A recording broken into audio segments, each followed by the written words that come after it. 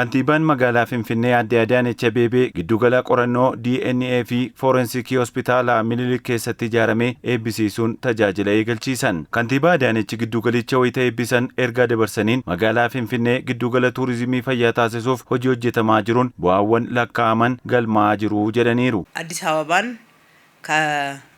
አዲስ አበባ ነዋሪ አገልግሎት አንጻር ብቻ ሳይሆን የኢትዮጵያም የአፍሪካም የጤና የምርምር ፍንፍኔ kan ilaallu jiraattota magaalattiif tajaajila kennuu qofa osoo hin taane lammiilee Itoophiyaa hundaa fi Afrikaaf giddugala turizimii fayyaa akka taatuuf karoorsinee hojjechaa jirra. Finfinnee giddugala turizimii fayyaa taasisuuf waggoottan 5 darban mul'ata qabannee hojiitti seenne. Bu'uuruma waadaa seenneen hospitaalota gurguddoo 4 haaraa ijaaruudhaan akkasumas hospitaalota kanneen akka yaadannoo Zawdituu Raas Dastaa keessatti immoo hojii babal'isuu hojjenneerra. Hojiin kun ammas cimeetti fufa. Giddugalli qorannoo DNA fi Forensikii Hospitaala Minilik keessatti ijaaramee eebbifame kun akka Itoophiyaatti kan jalqaba waan ta'eef qorannoo DNA taasisuuf baasii biyyoota alaatti ba'aa ture kan hir'isu ta'us kantiibaa Adaanech himaniiru. የዲኤንኤና የሰው መለያ ቴክኖሎጂ አገልግሎትን እንዲሁ ለአገልግሎት ማብቃታችን በሀገራችን የመጀመሪያው በመሆኑ tajaajila qorannoo DNA fi Forensikii akka Itoophiyaatti kan jalqabaa ta'e hospitaala Minilik keessatti hojii eegalchiisneerra. Giddugalli kun tajaajila yaala biyyoota alaatti kennamaa turan biyya keessatti kennuu waan danda'uuf baasii lammiileen yaala olaanoo argachuuf biyyoota alaatti baasaa turanis kan hir'isuudha. Kana malees bu'aa qorannoo baruuf yeroo dheeraa osoo hin eegsisin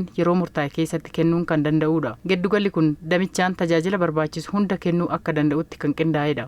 Giddugalichi sakattoo namoota balaa tasaan du'an karaa saayinsawaa ta'een qorachuun bu'aa qorannoo qaama seeraaf dhiyeessuun kan itti danda'amu ta'uun himameera. Tajaajila kana kennuuf giddugalichi meeshaalee ammayyaa'oo guuttachuu kantiibaa Adaanech ibsaniiru. አገልግሎት መስጫ መሳሪያዎችን ማሽኖችን ተንቀሳቃሽ የራጅ መሳሪያዎችን giddugalichi meeshaalee tajaajila yaalaa ittiin kennamu raajii socho'aa fi ammayyaa'oo AI yookaan hubannoo namtolchee waliin qindaa'uun hojjetan kan guuttatedha. Kun immoo meeshaalee yeroon gaafatuun wallaansa fayyaa kennuuf kan dandeessisuudha. Dhaabbilee biyyoota alaa waliin wal dubbisuun tajaajila kennuu kan dandeessisu meeshaalee yaala fayyaa ammayyaa'oo guuttateera. Waliigala giddugalli qorannoo DNA fi Forensikii kun yakkoonni yoo raawwatan ragaa qabatamaa dhiyeessuuf karaa saayinsaawaan qorannoo yakkaa geggeessuuf gargaara. Fayyaa hawaasaa eeguuf giddugala bu'aa olaanaa qabudha. Waggoota 5 darban magaalaa Finfinneetti damee fayyaatiif xiyyeeffannoo addaa kennameen hospitaalonni gurguddoon 4 tajaajila kennaniin kan jalqabaa ta'an ijaaramaniiru. Kun immoo tuurizimii fayyaa babal'isuun baasii lammiileen biyyoota alaatti baasan hir'isuu danda'u kantiibaa Adaanech Abeebee hubachiisaniiru.